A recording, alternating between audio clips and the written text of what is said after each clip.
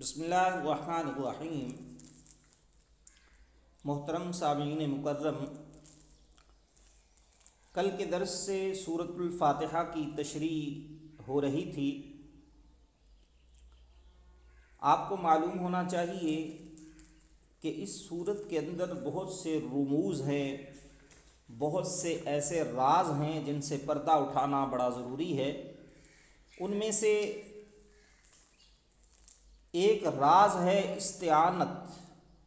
استعانت کسے کہتے ہیں؟ مدد طلب کرنا کسے کہتے ہیں؟ استعانت کا مسئلہ اچھی طرح سمجھ لیں۔ استعانت کی دو قسمیں ہیں، ایک ظاہری اور اسباب کے تحت استعانت ہے کہ مثلاً بیمار آدمی حکیم اور ڈاکٹر سے مدد لیتا ہے، غریب امیر سے مدد لیتا ہے، کمزور آدمی کوئی وزنی کام خود نہیں کر سکتا، طاقتور سے بدنی مدد لیتا ہے کہ میرا ہاتھ بٹاؤ۔ یہ ظاہری اور اسباب کے تحت استعانت ہے، اس کے جائز ہونے میں قطعاً کوئی اختلاف نہیں ہے۔ اسی طرح استعانت کے متعلق اللہ تعالیٰ قرآن کریم میں فرماتے ہیں وَتَعَاوَنُوا عَلَى الْبِرِّ وَالتَّقْوَىٰ، یہ اسی استعانت کی بات ہو رہی ہے۔ نیکی اور تقوی کے کاموں میں ایک دوسرے کی مدد کرو، اور آگے فرمایا وَلَا تَعَاوَنُوا عَلَى الْإِثْمِ وَالْعُدْوَانِ، اور گناہ اور زیادتی کے کاموں میں ایک دوسرے کی مدد نہ کرو۔ تو اسباب کے تحت جو مدد اور معاونت ہے یہ بالکل جائز ہے۔ دوسری استعانت ہے ما فوق الاسباب، اسباب سے بالا تر کسی سے مدد طلب کرنا، یہ صرف اللہ تعالیٰ کے ساتھ خاص ہے۔ مثلاً میں کہوں کہ میرے گھٹنوں میں درد ہے، اس کو دور کر دے، یہ اللہ تعالیٰ کے سوا کوئی نہیں کر سکتا۔ ہاں، یہ کہوں کہ مجھے درد کے لیے کوئی گولی دے دو، پھکی دے دو، یہ اسباب کے تحت ہے، یہ جائز ہے۔ حضرت صلی اللہ علیہ وسلم کا فرمان ہے کہ اللہ تعالیٰ نے کوئی ایسی بیماری نہیں پیدا فرمائی جس کا علاج نہ رکھا ہو، سوائے دو بیماریوں کے، ایک بڑھاپا اور دوسری بیماری موت ہے۔ تو ما تحت الاسباب استعانت اور ہے اور ما فوق الاسباب استعانت اور ہے، دونوں میں گڑبڑ نہیں کرنی چاہیے۔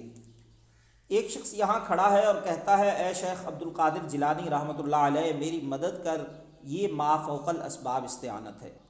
اس طرح کہنے میں ان کو حاضر و ناظر اور عالم الغیب ماننا پڑے گا اور متصرف فی الامور سمجھنا پڑے گا، اور یہی کفر کی بنیاد ہے۔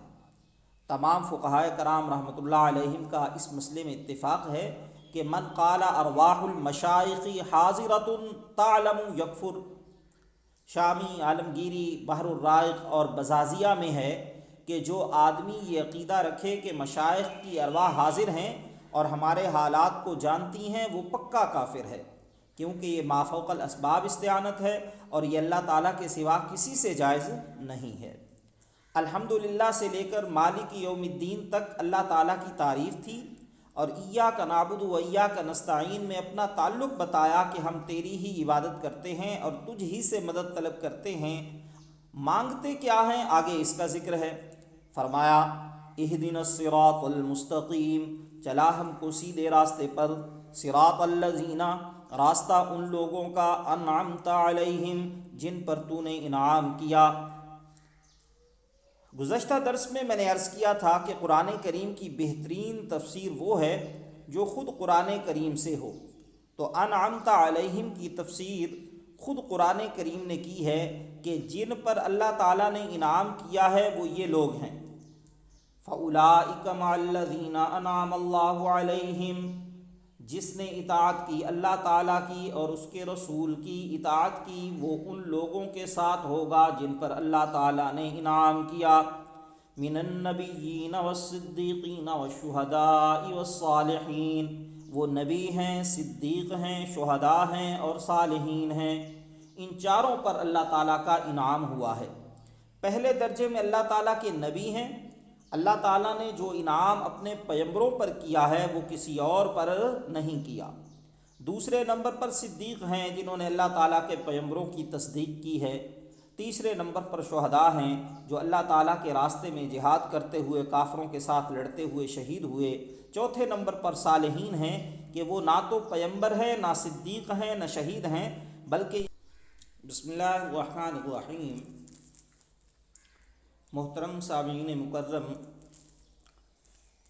کل کے درس سے سورۃ الفاتحہ کی تشریح ہو رہی تھی۔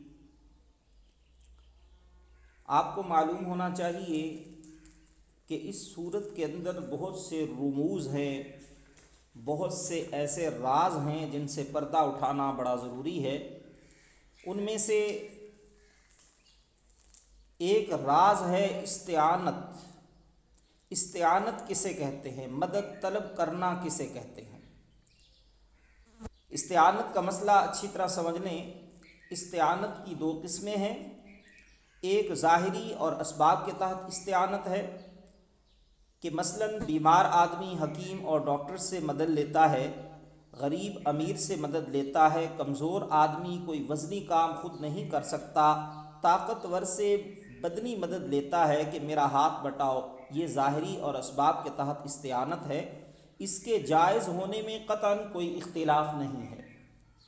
اسی طرح استعانت کے متعلق اللہ تعالیٰ قرآن کریم میں فرماتے ہیں وَتَعَاوَنُوا عَلَى الْبِرِّ وَالتَّقْوَىٰ۔ یہ اسی استعانت کی بات یہ انشاءاللہ اگلے درس میں بیان کر دیں گے۔ وَمَا عَلَيْنَا